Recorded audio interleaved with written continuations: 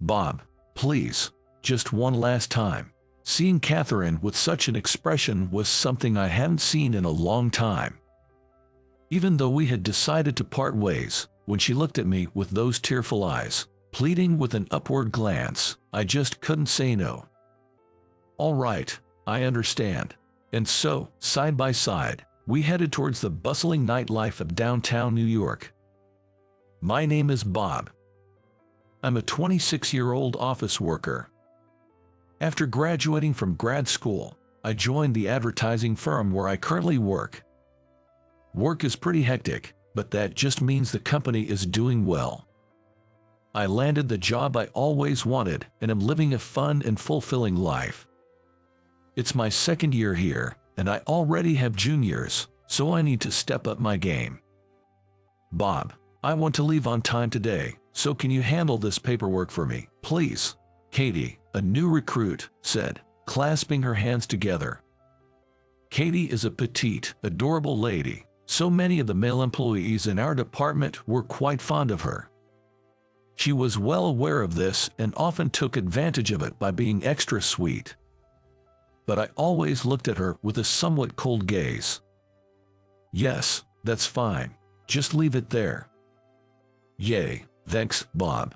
Don't worry about it, I replied nonchalantly when my boss, Catherine, appeared. Oh, Katie, pawning off your work on others again. No way, I didn't do that. Katie, it might be okay now, but you're missing opportunities to grow. You can't always act like the newbie. All right, all right. Katie responded in a slightly annoyed tone to Catherine's words. Then Catherine turned to me. Bob, here's the new material. Thank you. You have a meeting later, right, Catherine? Why don't we go over the materials tonight?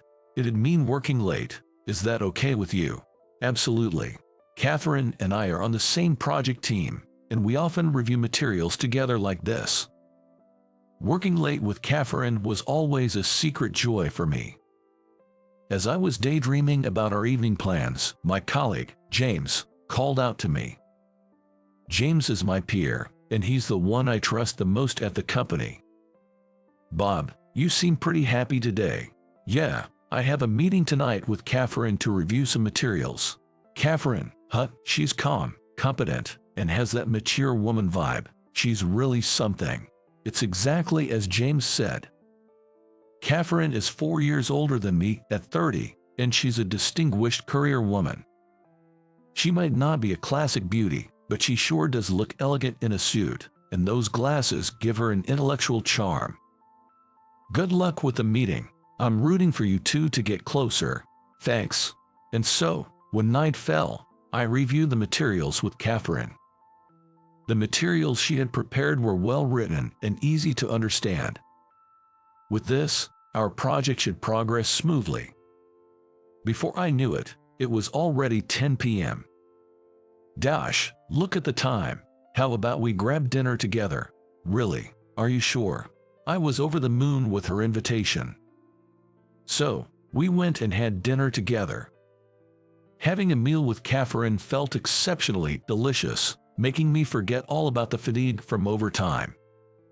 It seemed Catherine enjoyed the meal with me too, as she then suggested, want to go for a drink. Of course, I wasn't going to decline.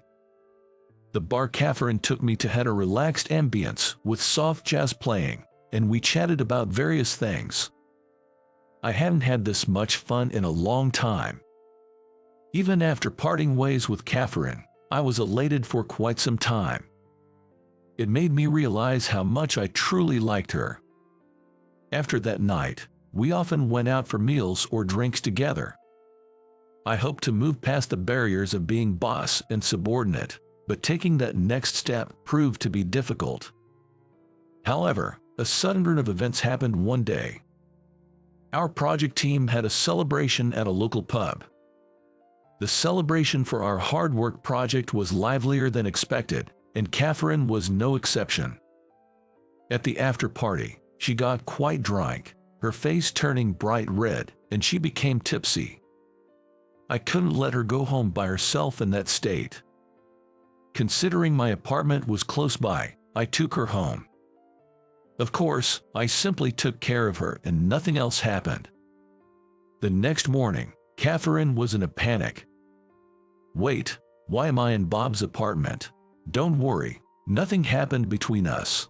Would you like some coffee?" "You're genuinely kind, Bob." "Not to everyone. It's because it's you, Catherine." Bob.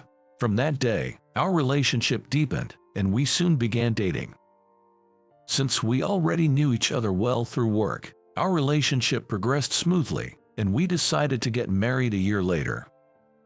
Bob, congratulations on your marriage. Wish you both happiness. My close friend, James, and everyone at work were delighted for us. I always thought Catherine and I would sail smoothly in our marital journey. But, a while after the wedding, Catherine suddenly became distant. "Catherine, how about we go out for dinner tonight? I think I'll pass." Usually, she would have instantly said yes with a smile. While I was taken aback from her response, Katie approached me. "Bob, I have some more question about this paperwork." Katie, as always, tended to rely on others for her work. Whenever she had a task, she had this habit of involving someone else. However, she isn't unintelligent. Lately, I've been thinking that with proper encouragement, she might show growth. Well, since Catherine declined my dinner invitation, maybe I should help Katie out tonight. "All right, let's do this together." Yay. Katie and I worked late for about an hour, and I got home to my apartment by 9 p.m. But Catherine wasn't home yet. She wasn't at work, so where could she have gone? I prepared dinner and waited. Around 10 p.m., she finally came home. "Welcome home. Dinner's ready. I'm not hungry." Once again, I was stung by Catherine's rejection. She walked briskly past me without any emotion. I thought I caught a faint scent of soap from her. Where had she been? Truth be told, for over 2 months now, our nights had been devoid of intimacy. It hasn't even been a year since we got married, yet our relationship had lost its spark. Ironically, our favorite bar, where we often went after late nights at work, had recently closed down. I thought we'd always be a happy couple, but reality isn't so kind.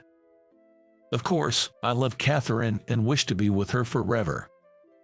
So, I plan to patiently rebuild our relationship. But, as if mocking my feelings, a new crisis loomed over our marriage. A few days later, a new department head named Daniel was assigned to our branch. Apparently, he'd been working in our overseas branch abroad and spoke fluent Spanish. He had many accomplishments and was expected to climb the corporate ladder. "I'm Daniel. I hope to utilize my experience from the overseas branch and fulfill my duties as the head of department." Daniel said that and bowed his head. Tall, handsome, and dressed sharply, Daniel had a refreshing aura of competence about him. But later, I'd come to know his true colors. "You're Bob, right? You married Catherine."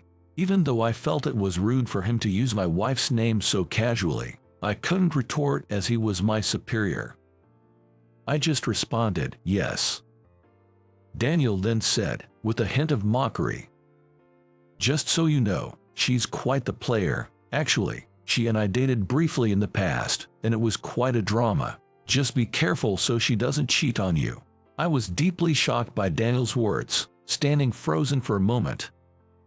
It was already shocking to hear Catherine labeled as a player, but to discover she had once dated him. Already lacking self-confidence, the words from Daniel, combined with Catherine's cold attitude, deeply wounded me. After that, I began to view Catherine with suspicion. She continued avoiding me. But I frequently saw her talking to my co-worker, James, at the office. "James, can I talk to you for a moment?" "Sure thing." Though they claimed it was about a project, Catherine and James seemed unusually close. I've also noticed they've been working late together more often recently. I always considered James a good friend, and he had mentioned finding Catherine attractive. Maybe James had feelings for Catherine too. Daniel often called Catherine over and they talked privately. Could it be that Daniel still had lingering feelings for her? Lately, Catherine seemed distant and often came home late. Recalling the day she came home with a scent of soap, I couldn't help but imagine the worst. One day, I witnessed a decisive scene. On my way home, intending to stop by a bookstore, I spotted Catherine with Daniel. Holding my breath, I watched them enter a cafe side by side. I barely remember making my way home afterwards. I found myself in a daze on the sofa, tears blurring my vision. I had never imagined being betrayed by Catherine. Maybe, in her eyes, I was just a replacement for Daniel. Compared to an impressive head of department like him, I probably seemed dull to her. Or maybe she had grown tired of me. That's why she seemed so friendly with James lately. That night, too upset to face Catherine, I went to bed with a heavy heart. The next day, I braced myself to confront Catherine about everything. That evening, by chance, Catherine came home early. "If you're unhappy with me, we can divorce." I finally blurted out. I know that divorce isn't a simple decision, but I couldn't handle the lingering uneasiness any longer. She looked shocked. Perhaps she hadn't thought I'd discovered her affair. "What's this all about, Bob? I saw you with Daniel yesterday. Considering how late you've been coming home, it all made sense. Maybe it's time we part ways." When I said that, Catherine remained silent for a while. She seemed to be thinking of a way out of the situation. After a long silence, she then said, "You're right, I've been strange lately. Hey, do you want to do it just one more time, like we used to, okay?" What? I never dreamed that Catherine would invite me out at the very end. Even though she had been avoiding me for so long, the timing now seemed too convenient. Still, Catherine pleaded passionately. "Bob, please, just one last time." It had been a while since I'd seen Catherine look this way. Even though we had decided to part ways, when she begged me with teary eyes and an upward glance, I found it almost impossible to refuse. "Okay, I understand." We headed downtown the next night. Silently following Catherine, we arrived at the bar that I thought had closed down. As I stood there in shock, Catherine opened the door, and a male bartender greeted us. "Good to see you both. I opened the bar especially for your anniversary." Hearing the bartender's words, I was taken aback. With all the focus on Catherine's actions, I had forgotten that today was our wedding anniversary. "Thank you so much for accommodating us on this special occasion," Catherine said, bowing to the bartender. The fact that she'd made such a reservation after betraying me. I couldn't comprehend Catherine's true intentions. As we sat at the bar counter, we were served special cocktails for our anniversary. As we toasted, Catherine began. "I'm sorry for avoiding you lately. I think I've already figured out your real feelings." "It's not like that. Over the past year, I've gained a lot of weight, my skin's a mess from all the overtime, and I felt like I was letting myself go." I was taken aback by Catherine's confession. I had no idea she had these concerns. Catherine, with tears in her eyes, continued. "I'm older than you, and I never felt good about my appearance. There were younger and cuter girls like Katie at the office, and I felt so insecure. That's why I started dieting and secretly going to the gym, but I wasn't seeing results, and I sometimes took it out on you. I've been awful, hadn't I?" I never would have imagined Catherine felt that way. In my mind, I was just being kind to Katie, but it seemed that Catherine was insecure about it.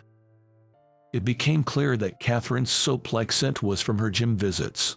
However, something still didn't sit right with me. Her closeness with James and Daniel. "But you were often with Daniel, and you were quite close with James too, weren't you?" "Well, about that." Just as Catherine was about to explain, my phone rang. It was James. "Bob, I got word from Catherine. Let me explain my side too. I have a big favor, and it's absolutely confidential, but I've been secretly assigned as an internal auditor in our department. According to James, he was secretly appointed to observe the interpersonal dynamics of our department. It seemed to be a response to increasing cases of harassment and a rising number of employees quitting. He had been tasked with listening to employees' concerns and reporting them up the chain. Ever since Daniel returned, he's been persistently bothering me. James happened to see him making moves on me at the office.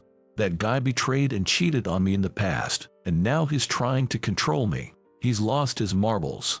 While Daniel had portrayed Catherine as unfaithful, it turned out he was the real philanderer. Thanks to James's advice, I warned Daniel in a cafe that if he didn't stop pestering me, I'd go to the police. Fearing legal trouble, he backed off. I didn't involve the police this time, but I reported everything about him to our superiors, so I believe his reputation has plummeted. Is that so? With everything revealed, I was dumbstruck. I had thought Catherine had betrayed me, but that wasn't the case.